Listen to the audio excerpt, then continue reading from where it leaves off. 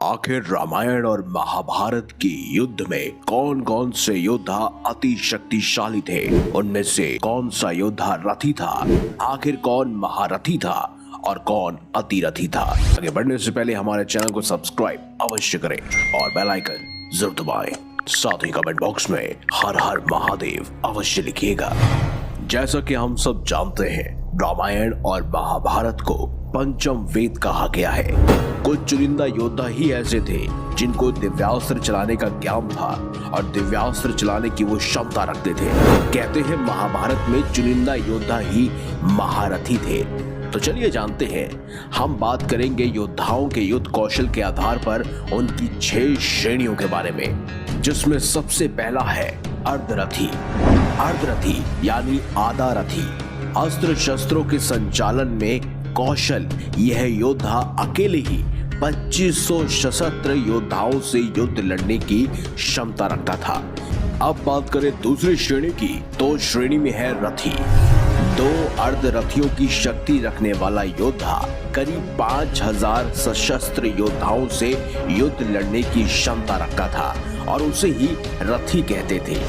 यदि हम रामायण की बात करें तो इसमें खर, दूषण, ताड़का, मारीच, सुबाहु इत्यादि रथी योद्धा थे। वहीं वानरों में गंधमादन, मैंद, द्विंद, हनुमान के पुत्र मकरध्वज भी रथी माने जाते हैं।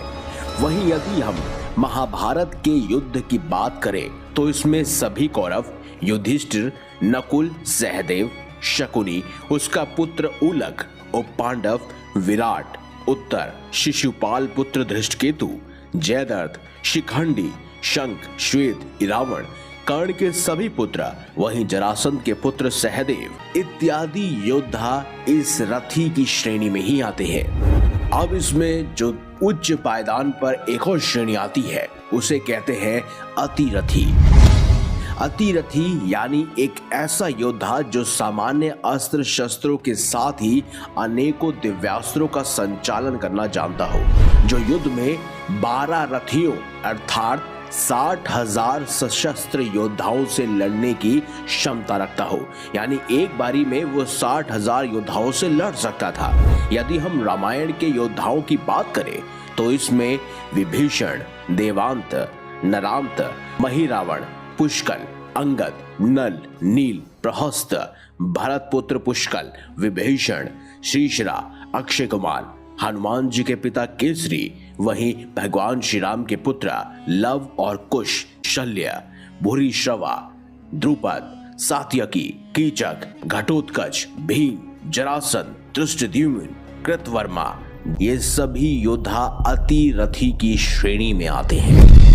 इसी में सबसे ऊंचे पायदान पे आता है ऐसा योद्धा जो अस्त्र शस्त्र के साथ सभी तरह के दिव्यास्त्रों को चलाने में समर्थ हो और इसे 12 अतिरथियों की शक्ति प्राप्त होती है। यदि हम रामायण के योद्धाओं की बात करें तो इसमें भरत, शत्रुघ्न, अंगद, सुग्रीव, अतिकाय, कुंभकर्ण, प्रहस्त, जामवंत इत्यादि महारथी की श्रेणी में आते हैं और बाली, कार्तवीर्य अर्जुन और रावण को एक से अधिक महारथियों के बराबर माना जाता था। और यदि हम महाभारत के योद्धाओं की बात करें तो इसमें अश्वत्थामा, भगदत्त, बर्बरिक, ब्रभुवाहन, अभिमन्यु इत्यादि ये सभी योद्धा महारथियों की श्रेणी में आते हैं।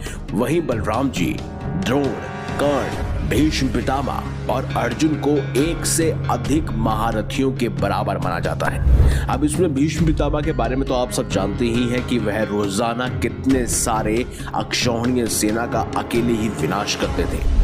तो इससे आप समझ सकते हैं कि वह एक से भी अधिक महारथी की श्रेणी में आते हैं। इसके बाद आता है अति महारथी। इस श्रेणी के योद्धा बहुत ही दुर्लभ होते हैं।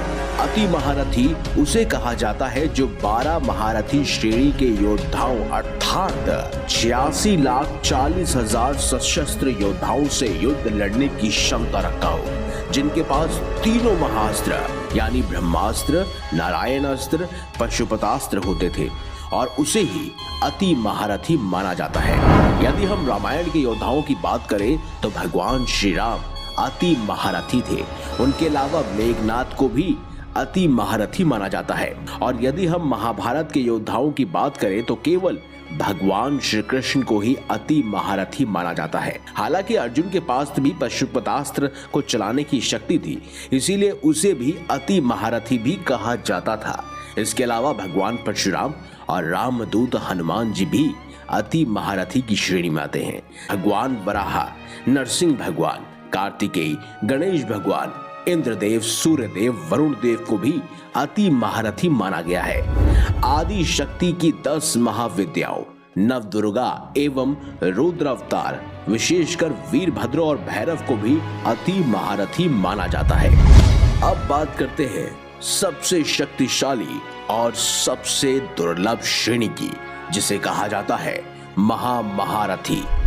अधिरथी से भी बढ़कर महामहारथी होता है। महामहारथी उसे कहा जाता है जो 24 अति महारथियों अर्थात 20,83,60,000 सशस्त्र योद्धाओं से युद्ध करने की क्षमता रखते हैं, वो भी अकेले।